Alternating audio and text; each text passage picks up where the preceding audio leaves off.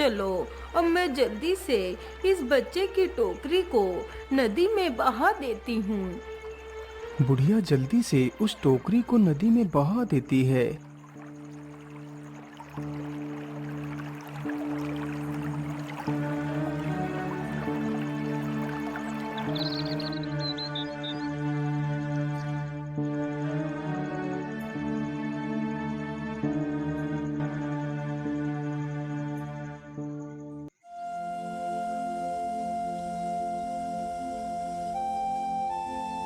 वैसे कल तो मुझे मछलियाँ ठीक ठाक ही मिल गई थी।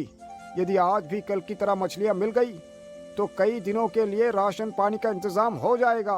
मछुआरा ये सारी बातें बोलता हुआ जल्दी ही नदी के किनारे पर पहुंचता है। तभी देखता है कि पानी में एक टोकरी तैर रही है। अरे ये क्या, ये पानी में टोकरी कैसी है? लगता है इस टोकरी के भीतर जरूर कोई कीमती वस्तु है। चलो मैं जल्दी से टोकरी को बाहर निकाल कर लाता हूँ।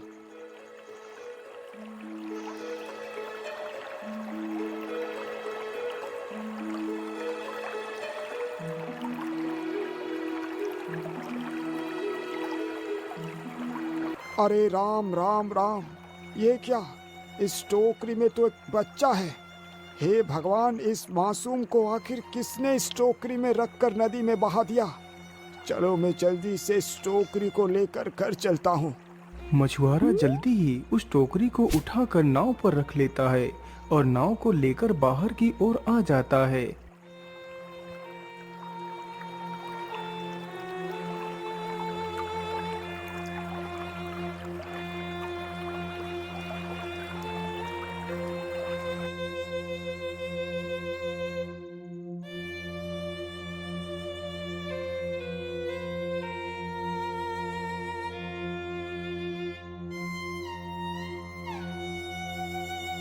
अरे भाग्यवान, तुम कहाँ हो? अरे जल्दी से आओ, देखो मैं क्या लेकर आया हूँ।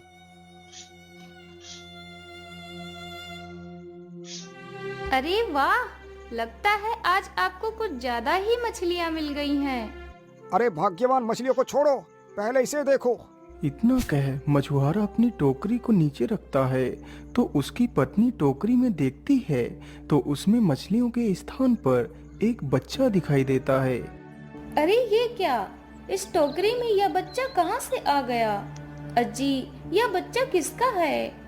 भाग्यवान, ये बच्चा मुझे आज नदी में बहते हुए इसी टोकरी के भीतर ही मिला। पता नहीं ये मासूम किसकी औलाद है। हमें ये बच्चा राजा के यहाँ सौंप देना चाहिए। अरे नहीं नहीं जी, आप इसे कहीं भी मत लेके जाइए। वैसे भी हमारे कोई औलाद नहीं है, हम इसे पाल लेंगे। लेकिन भाग्यवान, ये तो गलत है। हम किसी दूसरे की औलाद को इस प्रकार अपना बनाकर नहीं रख सकते। नहीं जी, मैं कुछ भी नहीं जानती। मैं इसे किसी को भी नहीं दूंगी। मछुआरा अपनी पत्नी का उस बच्चे के प्रति प्रेम देख उस बच्चे को अपने घर में रखने के लिए राजी हो जाता है। तुम चुप रहो महारानी। यशोधरा कोई पिशाचिनी नहीं, वो एक साधारण स्त्री है। तुम उसके ऊपर झूठा इल्जाम मत लगाओ।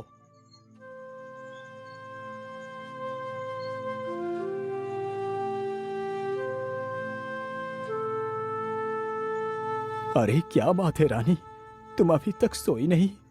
महाराज, मुझे क्षमा कर दीजिए।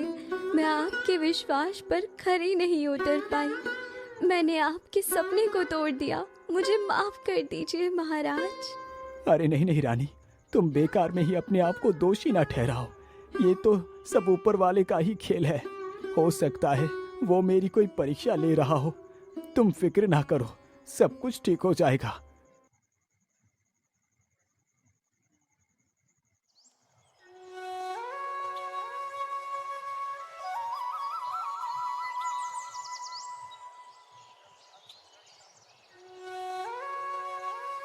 अरे महाराज, आज पूरे 1 वर्ष के पश्चात आपको फिर से पिता बनने का सौभाग्य प्राप्त होने जा रहा है। इतना बोलकर वह बुढ़िया कमरे के अंदर चली जाती है। अरे दाई माँ, अब जल्दी से आइए। रोगी की पीड़ा बढ़ती ही जा रही है। इस बार फिर से रानी ने एक